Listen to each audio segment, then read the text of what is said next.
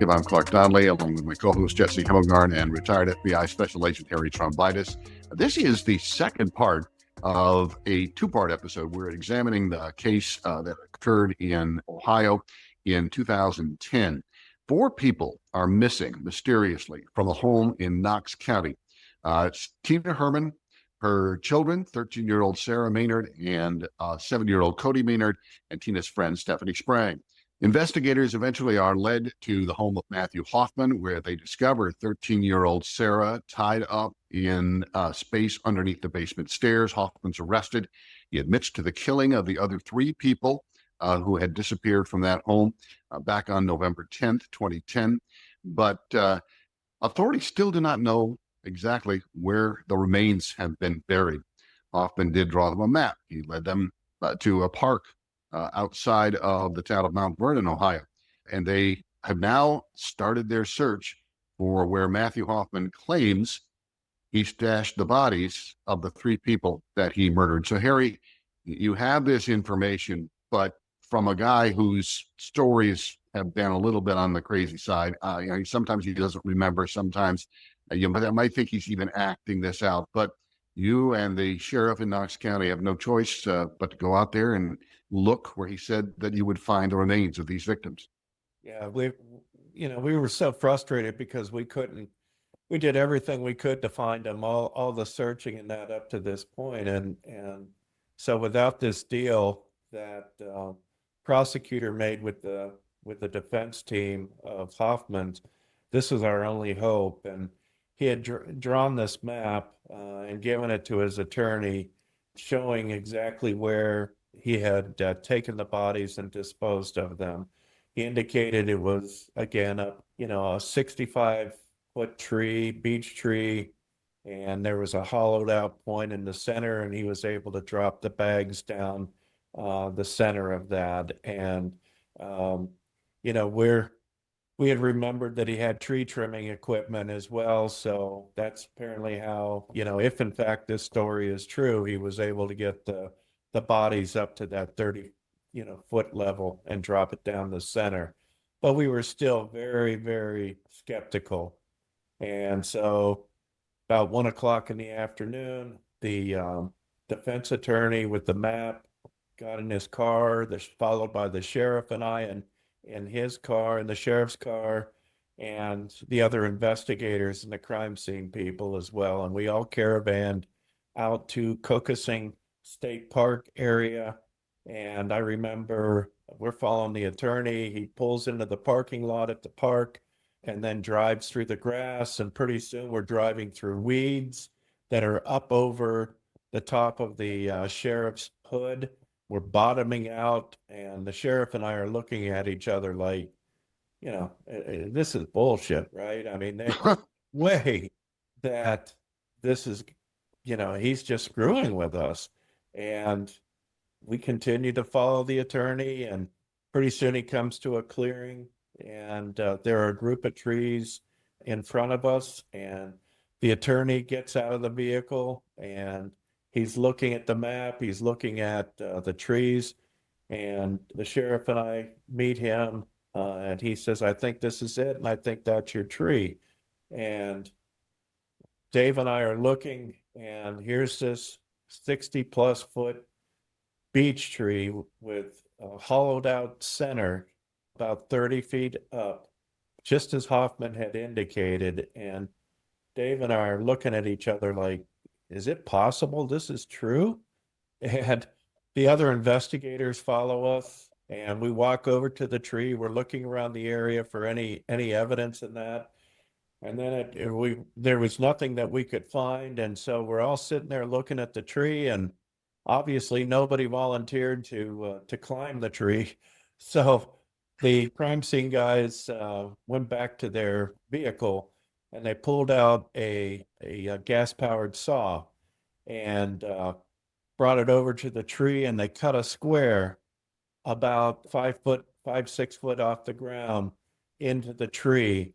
And one of the crime scene guys had a pole with a mirror attached to it, and he stuck it in the tree, and he's standing there looking. He looks up above the hole that we had cut, towards the top of the tree, doesn't see anything, and then he moves it around, and now he's looking at the bottom, and he goes, I see garbage bags down there. Hmm. And we're like, you got to be kidding me. And sure enough, he pulls the pole out, and they cut a much larger hole into the tree so they can reach in and grab the garbage bags. They lay a tarp out on the ground, and we're all standing around, and the crime scene guys are lifting the garbage bags out, putting them on the tarp. And sure enough, there were 7 garbage bags, just like Hoffman had said, and they're all laying on the tarp, and but we don't know what's in it. And I'm thinking to myself, is this really true? Could those be, human body parts inside there? One of the crime scene guys opens up one of the bags, cuts it open, and you can see body parts come tumbling Hmm. out of the bag. At one point, I saw, as they opened up another of the garbage bags, a woman's head. Again, I couldn't tell which woman it was. Hmm. Uh, Another point, I could see what appeared to be a young boy's head and some body parts. And they open up another bag, and there were some more body parts in there. And this time, the head of the dog came tumbling out and No. lands on the tarp. And I'm looking at him, and it looks like the dog is smiling. It's just like its teeth are, there. It was, of all the things that I remember that dog's face, like I'm looking at Well, it today. It was, It's haunting. I don't know yeah. how that would ever leave your oh, memory. it was, yeah, it was awful. I mean, so in fact, we had evidence that the 2 women and the young boy and the family dog, just like Hoffman had indicated, were placed in these garbage bags. So the crime scene guys said, okay, let's take him back to the morgue where we can do a better job of processing, the scene here and the bodies and that. So they carried the bags to the crime scene truck and put them in. The sheriff and I realized that he had some notifications to make, had to let the families know that the bodies had been found, and that we also had to notify the media. While we were standing there, as a matter of fact, even before we had placed the bags into the evidence truck, we heard a helicopter flying above us, and it was a media helicopter, and they were down real low trying to get pictures of what we were doing. So we used one of the tarps that we had and put it over the garbage bags and that, so the media wouldn't be able to film what we had and that. So anyway, after the garbage bags were loaded into the evidence truck, sheriff and I got into his car and headed back to the sheriff's office to make plans to notify the family, and then let the media know that we had found some bodies and that. So we go back. Dave makes contact in person with the family, and tells them that their loved ones have been found, and that they're not coming home. And obviously, that was a horrific thing for him to have to do. He didn't go into great detail on how they were found, but just indicated that they were dead. And and the family was obviously relieved. And then Dave came back to the sheriff's office, and we sat there and we talked about what we were going to say to the media. We indicated that we would have a 5 p.m. press conference, and that if anybody wanted information about what we had found and about the case, to make sure that they were at the sheriff's office at 5 o'clock in the lobby off the jail. And so Dave and I sat in there, and we talked about how, Dave should, be careful about what he said, so that if we had prosecution for some reason in the future, anything he said wouldn't harm the case. We talked about him not going into great detail about how the bodies were, what state they were in, just that they were dead. And I basically told Dave, Dave, all this whole week, you've been kind of, just being yourself and, continue to do that. Just continue to use your style that you've been using in communicating with the media. I think it's gone over very well with everybody, and again, just be careful what you say, and I think you're going to do great. And so we waited in the office until it was exactly 5 o'clock, and Dave heads out of the office, followed by me, and I'm sure there were other investigators there as well. And we went into the lobby of the jail, and of course, it was packed with media, TV cameras everywhere, and reporters everywhere. And Dave went up to the lectern where he normally, talked to the media. I made sure I stayed off to the side, so I wasn't part of the picture. It needed to be focused on Dave, the sheriff.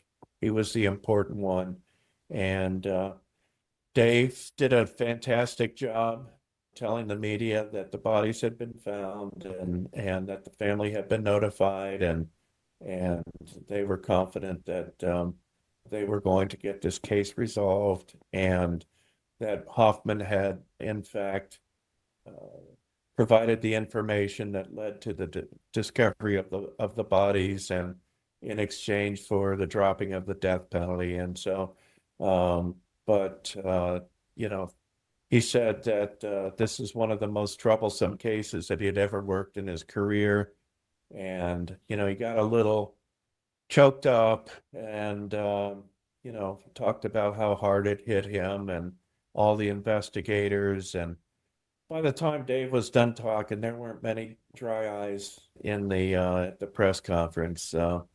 Matter of fact, when Dave was done, he turned and headed back to his office. And as I'm following him, a reporter stops me and says, "Hey, please tell the sheriff how much we appreciated how well he handled the press conferences. He was so down home, and his style was perfect, and it was just like he was your friend. And please let him know how much we appreciated what he did during these very trying times and that." And I said, "I agree with you 100%, and I'll let him know." So I went back to the office, and the door was shut, and I could hear Dave sobbing inside the office. And, it just broke my heart. I mean, obviously I was sad too, but, he had done so much. This hit him so hard. And, it hit everybody hard. But when you're the sheriff, when you're the person in control, I think it hits you the most. And, after the sobbing stopped a little bit, I opened the door and I just said, "Hey, love you, brother. You did a fantastic job. I'll see you tomorrow."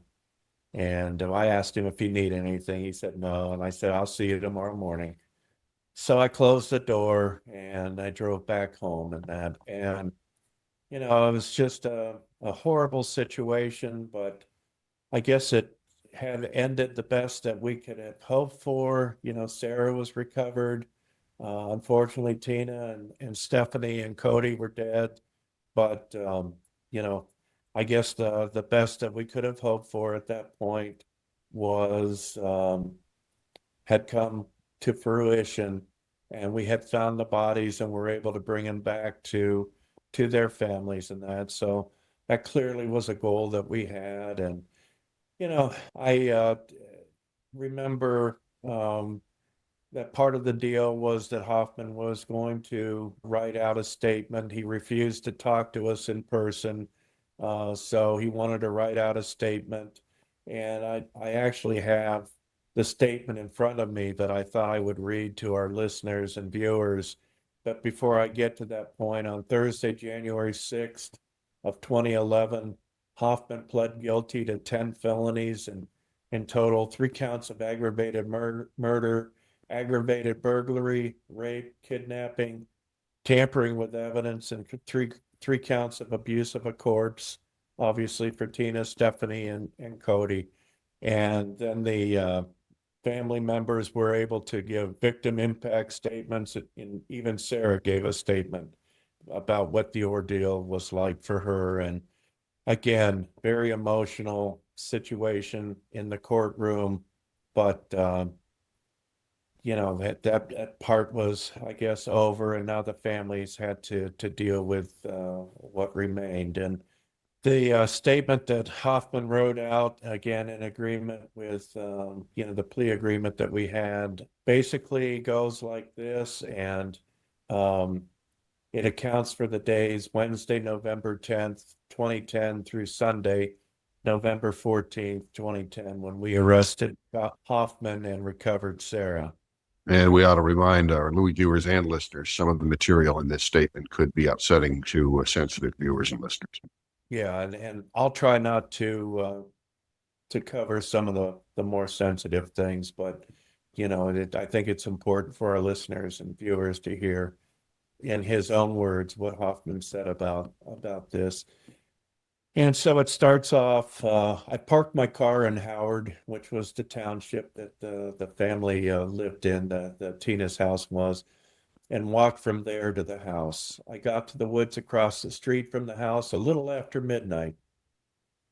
I slept across the street from the house that night in a sleeping bag. I woke up at daylight. There were 2 vehicles parked at the house during the night, and I saw that the gray car had left. And again, for our viewers and listeners, that was the boyfriend who had gone off to work and then was going to play golf later the next day. And so that was his car, and he usually left work around 4 o'clock in the morning. So by the time Hoffman woke up, it was just Tina's blue Ford F-150 in the drive. I went back to sleep until around 9 o'clock in the morning. I stayed there until a woman left in the pickup truck.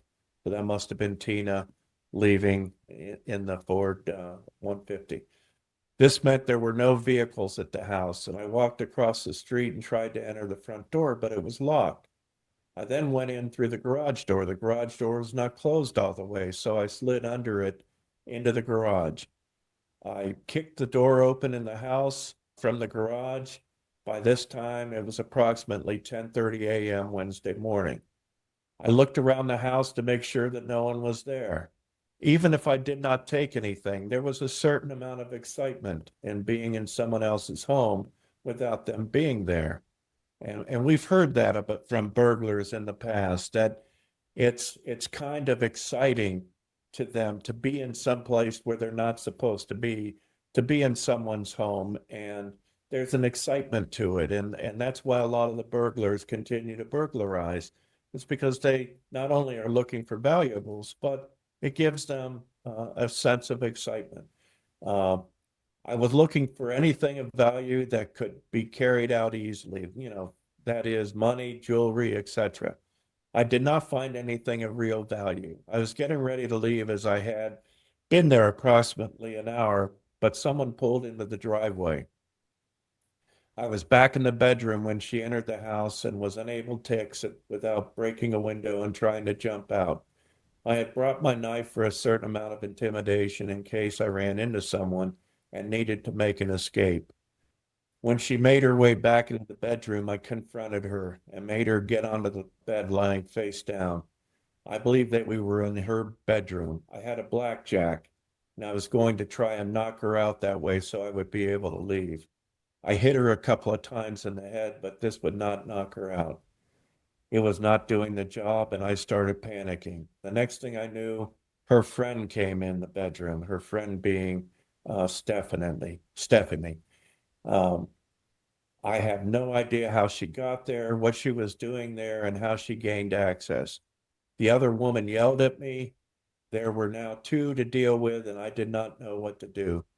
I grabbed the knife that I had put down on the nightstand and stabbed the woman on the bed through her back once or twice. I chased the other woman down, which was Stephanie, and stabbed her a couple of times in the chest.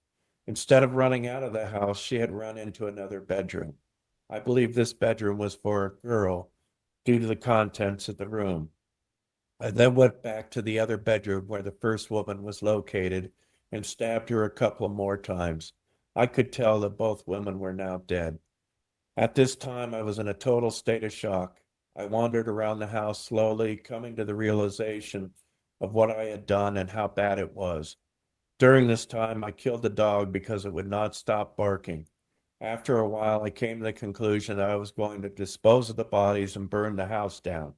At first, I thought about loading the bodies into a vehicle and driving it into Foundation Park Pond.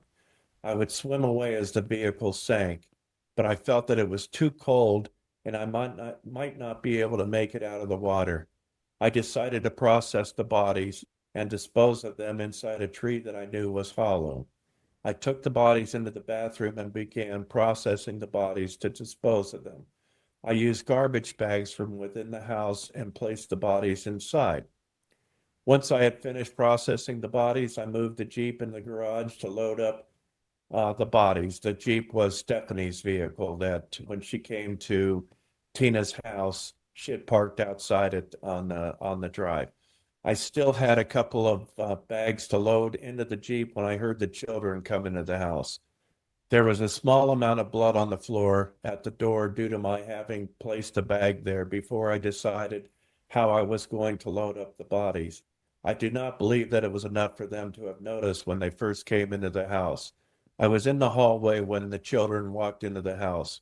I confronted the children and the girl instantly ran into a bedroom. I instantly stabbed the boy in the chest a couple of times. I ran into the bedroom after the girl to make sure that she was not on the phone calling for help.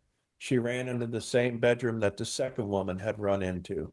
I saw the girl was not on the phone and I could not bring myself to kill her. She told me that she thought I was going to kill her, but I told her that I was not going to do that and that everything would be fine. She was suspicious about the spots of blood that were in the bedroom, but I had already put motor oil on the blood. I told the girl that it was not blood. I told her that I had tased her brother and that he was fine but subdued, and that I would tie him up after I got her tied up. I had previously found duct tape within the house. I bound her hands, put a pillowcase over her head, and led her into the garage. I was looking for rope and was going to tie her up more securely. I did find rope and continued to bind her hands and feet. I then carried her back up into the kitchen. I did not want to harm the little girl, and I do not believe she saw anything. At some point in time, I learned her name from a baseball card on the fridge, her name being Sarah. I then began to process the boy. I took him into the same bathroom where I had done the other two women. Sarah was in the kitchen at this time. I loaded up the bags in the back of the Jeep. I gathered a bunch of blankets and placed them on the back seat of the Jeep. I carried Sarah down to the Jeep and laid her on the back seat of the pile of blankets. I then drove the Jeep to the ball fields on Pikeville Road. I walked back into Howard and got my car. I did this without Sarah as I had left her back at the ball fields inside the Jeep. And once I got in my car, I drove back to the ball fields. I believe that it was still an hour or so before dark. I waited until dark to transfer Sarah from the Jeep to my car. Once I had Sarah in my car, I drove her to my house and dropped her off. I felt that she was still sufficiently subdued, and I drove to McDonald's. I brought food back, removed all of her bonds, and we ate. I tried to comfort her, and I told her everything would be fine. I had to tie her hands back up as I still had to dispose of the bodies from within the Jeep.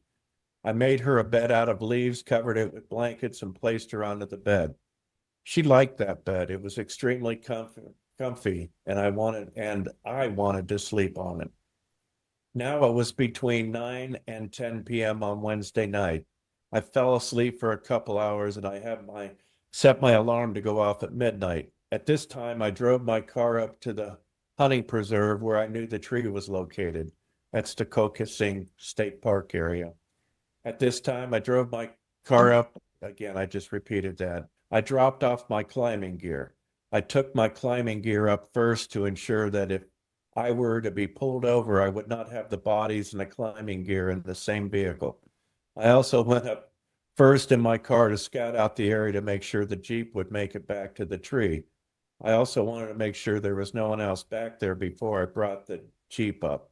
On my way back to the ball fields, I drove to Walmart in Mount Vernon. I bought garbage bags and 2 tarps. There were too many little bags in the back of the Jeep, and the bags were not very thick. I drove back to the Jeep, parked down the road at the river. There was a canoe access point off the parking lot, and walked to the Jeep. I then drove the Jeep back to the hunting preserve and drove to the corner of the field where the tree was located. By now it was around 2:30 a.m. Thursday morning. It was taking a while to get everything into the tree. And by the time I had finished, it was getting to be daylight by the time I returned to the house in Apple Valley. I put the Jeep into the garage. I then located gas cans in the garage that I put into the back of the truck. I jumped into the truck and drove off. I was planning on filling the gas cans and returning to the house. I would place the truck into the garage and burn everything down. The truck would not drive right, as it would not stay in gear and would not run effectively. I decided that I could not use the truck, and so I parked the truck near Kenyon College and walked back to my vehicle using the Gap Trail. I did not realize the distance, and this took quite some time for me to walk back to my vehicle. I got back to my vehicle about 9 or 10 a.m. Thursday and drove home. I returned home and took care of Sarah. And then he goes into some information in that I don't think we need to share with our listeners and viewers. Continue on. I made her breakfast, and at this time, Sarah was asking me a lot of questions. I told her that everything was fine and it was going to be fine. I was getting extremely tired, but I did not think I could sleep. I set up a movie and we watched Iron Man 1 and 2 during the day. I wanted to sleep, but did not get very good sleep for fear of her leaving. I did not want to leave her tied up all the time, so I let her be free at this time. I slept a little with my arm around her and did this to ensure she would not leave, while at the same time not having to tie her up. And again, I'm going to skip over a couple of things. I drove back to Gambier about 6:30 p.m. Thursday, just after dark. I was going to collect the gas cans from the truck and use them to burn the house down. I parked a little outside of Gambier, but a sheriff's deputy pulled up instantly and demanded my driver's license and reason for being there, etc. I told him I was just waiting for my girlfriend Sarah to get off work. The deputy indicated certain information to me that caused me to believe that the house had already been discovered. I realized that I could not burn the house down, and I drove back to my house to return home. That night, I built a campfire outside my house, drank a bottle of wine, and burnt my shoes. I again slept for a couple hours and woke up at midnight. I went downstairs to allow Sarah to use the bathroom. I then decided that I needed to go back to the house to retrieve my backpack and sleeping bag from across the street before they were discovered. I parked at the river in Millwood and rode my bike to the hill behind the spillway of Apple Valley Lake. It took me quite some time to be very cautious, make my way to my backpack and my sleeping bag. I did not get to the backpack until almost daylight. It has taken me a long time Friday morning to not get caught due to all the activity at the house. I took some things out of the backpack, including a pocket knife and a ball cap, and stashed the backpack, and now began to return to my bike. I returned to my car in Millwood and was home by around 9 a.m. Friday. I made breakfast, did laundry, and had Sarah wash the dishes. I explained to Sarah what ransom was by showing her the definition in a dictionary and told her she was going to be with me for a while. I told her that I had accomplices and convinced her that we were in negotiations with her family for her return. I did not want to gag her, so I made it clear that my accomplices might come and go occasionally, or she might hear them when they pull up to the house or stand outside and talk. I told her all these things so she would not scream for help if she heard voices. I told her that she would not be harmed in any way if she complied with everything. I told her that she would most likely be home by Christmas. On Friday, I set up in a closet room that I could lock from I set her up in a closet room that I could lock from the outside. I told her that she could read Treasure Island and get some sleep. I was able to sleep for a couple of hours Friday afternoon. Eventually, I woke up, I let her shower, did laundry, and Friday night we had hamburgers for dinner. She wanted to go to bed early, so I let her go back into her clothes as soon as the laundry was done. I tied her back up, made the bed for her again, and left for the night.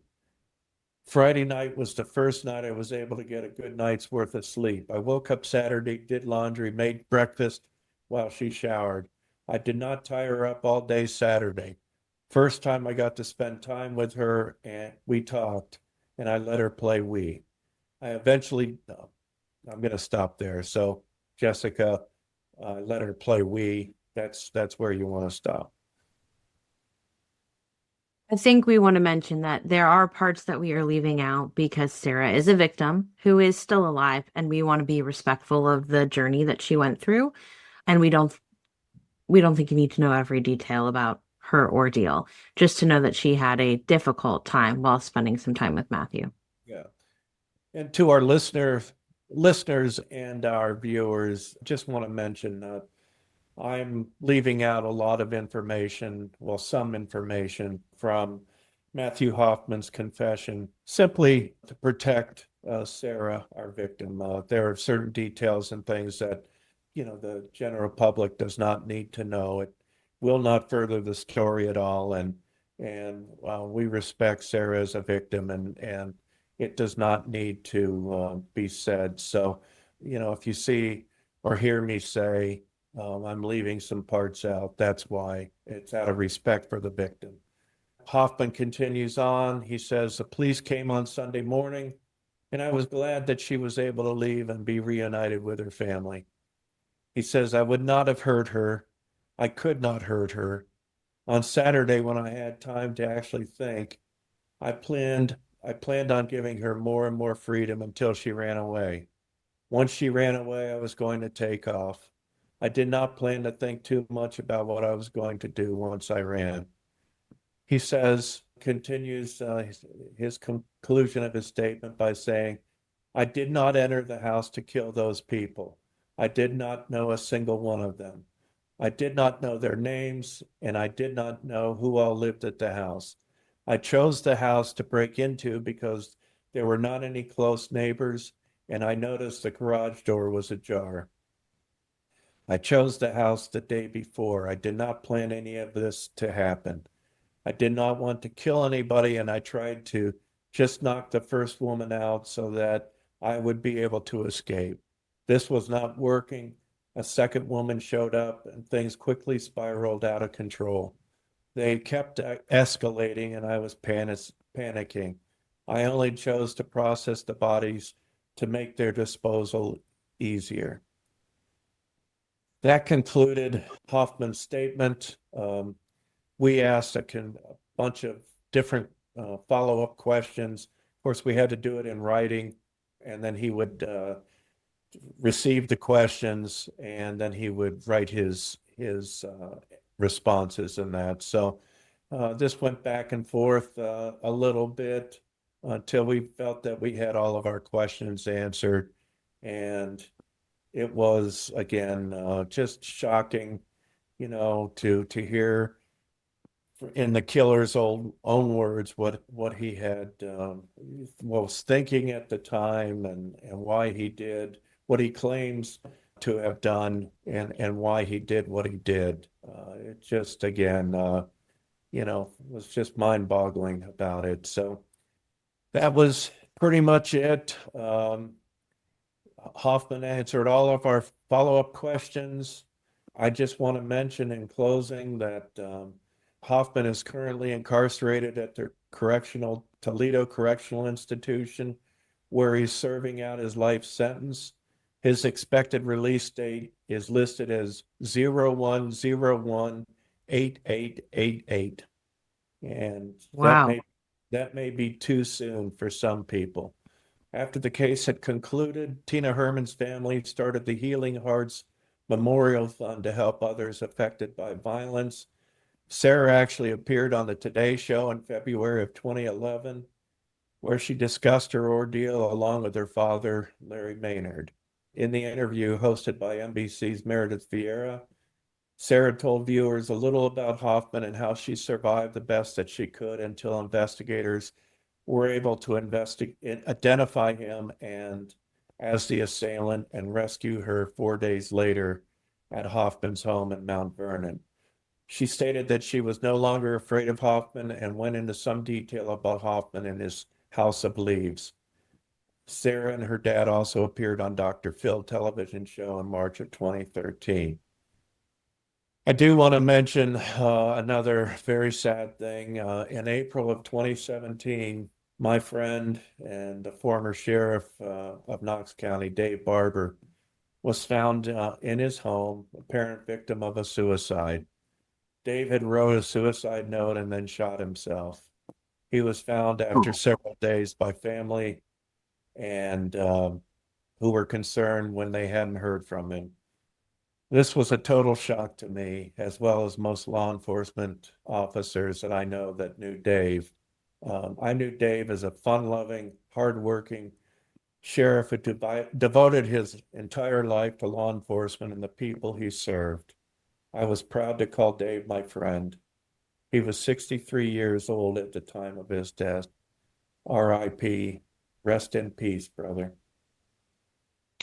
And I just can't help but go back to the description of you standing outside his office door after that news conference and him, sobbing about the outcome of this entire case. Obviously, that hit him very hard, and what a sad coda to this whole story that the sheriff eventually took his own life. But suicide among law enforcement officers and authorities is a much worse problem, I think, than a lot of people realize.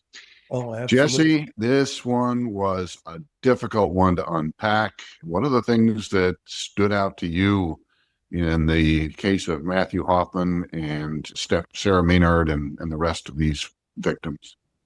What didn't stand out to us? It's a very large case. One of my questions, I guess, and what stood out to me was the degree of potential mental illness in Matthew Hoffman. And my question is, did he ever undergo any psychological evaluation or anything like that? Because I know you remember saying one of the investigators did have a degree in psychology. So were there any insights into his mental state? Well, yeah, the court appointed a forensic psychologist to look into Matthew and talk with him, and yeah, there were some signs that Matthew had some issues in that, but they were not sufficient enough to cause, for example, an insanity plea or anything like that. He was aware of what he was doing. He knew that it was right. He knew right from wrong. So there was nothing substantial that was found in his analysis and that. So again, it's just a horrendous case, one that I never in my wildest dreams imagined I'd be working, that I would find the dead bodies, dismembered bodies of two women, a young boy and a family dog, in 7 garbage bags that were dropped down the center of a 60-foot tree. And, the fact that Sarah managed for 4 days to stay alive and until law enforcement could get there and arrest Hoffman and save her is just a miracle. So That's incredible. It's not yeah. it's not what you would expect to happen. So it's a wonderful, well, I don't want to say a wonderful ending because it's not a wonderful ending, but I mean, for her to survive is a very important and compelling part of the story. This was not a premeditated murder. That It is was also what not sticks with a me. serial killer. This was just a guy who wanted the thrill of breaking into a house and seeing it all go wrong, panicking, and yet at the same time proceeding with that cold-blooded, calm solution to his problem. How he, as in his words, processed the bodies and got the materials for disposing of them, and then did all of that. It sends chills down your spine. Yeah, Absolutely. I want to mention this also. This is Hoffman's statement. This is what he told us. Now, sometimes statements by criminals are self-serving. They don't go into some of their thoughts, at the time, what the real reason for them doing certain things. We have other investigators that were part of this that believe that Hoffman was lying. He believes that that the family was targeted and that possibly Sarah was, his main goal. But I remind people that everything that we think, is just our, assumption of what happened. And the only true word that we have is what Matthew Hoffman is telling us. And without the absence of being able to show that, that what happened actually was something a little different than what Hoffman said, we have to put our trust into what Hoffman told us and his reasoning. And so there's still a lot of people out there that, they're not so sure Hoffman's telling the truth. I'm not so sure that he's telling the truth either, but without some other evidence to indicate otherwise, I think we have to believe what he says, and maybe someday we'll find out that the family was targeted. But based on everything I know and what he said in his statement, it rings true to me for the most part, and so I think we have to go with it. Yeah. Jesse, any final thoughts? That was just the biggest one. You caught on to it too. The idea that maybe they weren't targeted and it was a simple act of convenience turned horribly, horribly wrong. Yeah. We have there are photographs of the items concerning this case, photos of the people involved and some of the scenes. Of course, we have left out some of the more gruesome ones that would have been available. But Jesse, where can people go to look at those if they want to see more about this case? Yeah, they are on our Instagram at Off the Record FBI. And then if you want to subscribe and hear other episodes in our different seasons, we cover a lot of Harry's cases, as well as some tips for you and your family on how to stay safe and be aware in the world that we live in. You can find us on all your favorite social media platforms, all of your favorite podcast platforms, as well as YouTube. All right, for Jessica Hemmelgarn and for retired FBI Special Agent Harry Trombitas, I'm Clark Donnelly. You've been listening to Off the Record, an FBI agent's perspective. Thanks for joining us for season 3. We'll see you next time. Off the Record, an FBI agent's perspective is created and hosted by Clark Donnelly, Harry Trombitas, and Jesse Hemmelgarn. Produced by Jesse Hemmelgarn. Stories in this podcast are inspired by Harry Trombitas' autobiography, Dark Places, about his time in the FBI. Music is called Cruise in the Back and is available on Storyblocks. You can find this podcast on all your favorite podcast platforms, YouTube, and on our website.